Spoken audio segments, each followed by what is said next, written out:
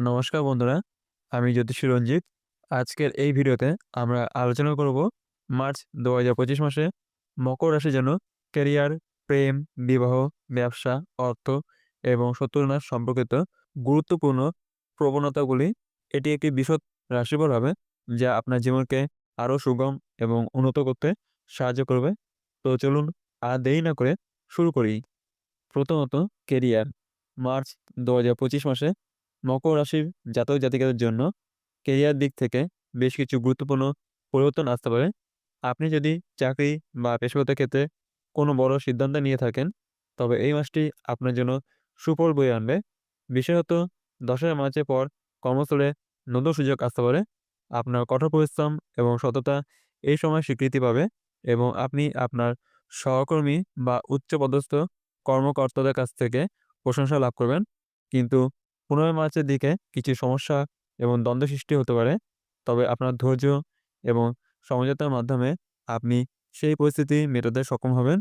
আপনার আত্মবিশ্বাস অটুট রাখুন। যদি আপনি নিজের কোনো ব্যবসা শুরু করার কথা ভাবছেন, তবে ২০ মার্চের পর সেই সময়টি একদম উপযুক্ত। আপনি নতুন প্রকল্প বা উদ্যোগে সাফল্য পেতে পারেন। দ্বিতীয়, প্রেম এবং সম্পর্ক। মকর রাশির জাতক জাতিকার জন্য মার্চ ২০২৫ মাসে প্রেমের ক্ষেত্রে বেশ মনোরম হতে চলেছে। আপনি যদি একক হন, তবে ১০ই মার্চের পর আপনার কারো সাথে সম্পর্ক গড়ে ওঠার সম্ভাবনা রয়েছে। বিশেষত সামাজিক কার্যক্রম বা কোনো ইভেন্টের আপনার নতুন পরিচিতি হতে পারে। আপনি যদি কোনো সম্পর্কের মধ্যে থাকেন, তবে এই সময় একে অপরের প্রতি বিশ্বাস এবং পরস্পরের দিকে মনোযোগ দিন। মার্চের মাঝারি সময় একটু উত্তেজনা থাকতে পারে, তবে এটি খুব তাড়াতাড়ি মিটিয়ে নেওয়া সম্ভব হবে। ২০ মার্চের পর আপনার সম্পর্কের মধ্যে শান্তি এবং বন্ধন দৃঢ় হবে। তৃতীয়, বিবাহ। মকর রাশির বিবাহিত জাতক জাতিকাদের জন্য মার্চ ২০২৫ মাসটি একটি সুন্দর সময়। ১৫ মার্চের পরে আপনার বিবাহিত জীবনে সুখ এবং শান্তির প্রবাহ বৃদ্ধি পাবে। আপনার জীবনসঙ্গীর সাথে সম্পর্ক আরও গভীর হবে এবং একে অপরের প্রতি শ্রদ্ধা ও সহানুভূতির মাত্রা বাড়বে। তবে ৫ থেকে ১০ মার্চের মধ্যে কিছু চাপ বা দৃষ্টিভঙ্গি অমিল থাকতে পারে, তবে তা খুব দ্রুত সমাধানযোগ্য। আপনার জীবনসঙ্গীর সাথে সময় কাটান এবং একে অপরের অনুভূতিগুলির প্রতি মনোযোগ দিন। অপ্রয়োজনীয় ঝগড়া থেকে বিরত থাকুন এবং সম্পর্কের সঠিক দিকটি বজায় রাখুন।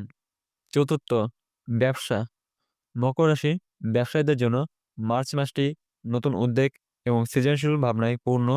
৫ই মার্চের পর আপনার ব্যবসায় কিছু নতুন পদক্ষেপ নেওয়ার সময় আসবে। আপনি যদি নতুন কোনো প্রজেক্ট বা উদ্যোগে বিনিয়োগের পরিকল্পনা করেন, তবে ১০ই মার্চের পর তা ফলপ্রসূ হতে পারে।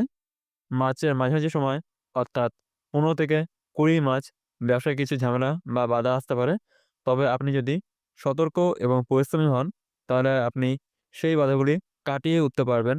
ব্যবসার জন্য সবচেয়ে লাভজনক সময় ২০ মার্চের পর, যেখানে আপনি ভালো লাভের প্রত্যাশা করতে পারেন। পঞ্চম, অর্থ।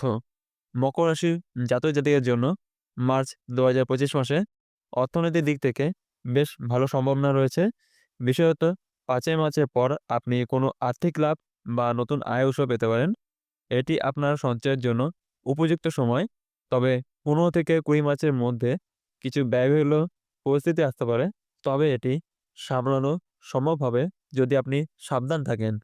যারা ঋণ বা অর্থ সংক্রান্ত সমস্যায় রয়েছেন, তারা ২০ মার্চের পর ঋণের সমাধান বা টাকা পেতে পারেন।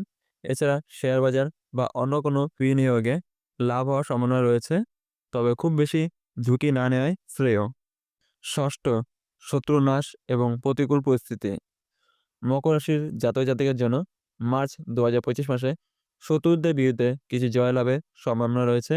যদি আপনার কিছু শত্রু বা বিরোধী শক্তি থাকে, তবে ১০ই মার্চের পরে আপনি তাদের বিরুদ্ধে কোনো সুবিধা পেতে পারেন। এই সময় আপনার প্রতিযোগিতা বা শত্রুরা আপনার ক্ষমতা এবং কৌশলের প্রতি সম্মান জানাবে। আপনার প্রতিকূলতা কাটিয়ে ওঠার জন্য ধৈর্য এবং প্রজ্ঞার প্রয়োজন। ১৫ থেকে ২০ মার্চের মধ্যে কিছু ধৈর্য ধরতে হতে পারে, তবে এটি আপনার জন্য শক্তি এবং আত্মবিশ্বাস বাড়াবে।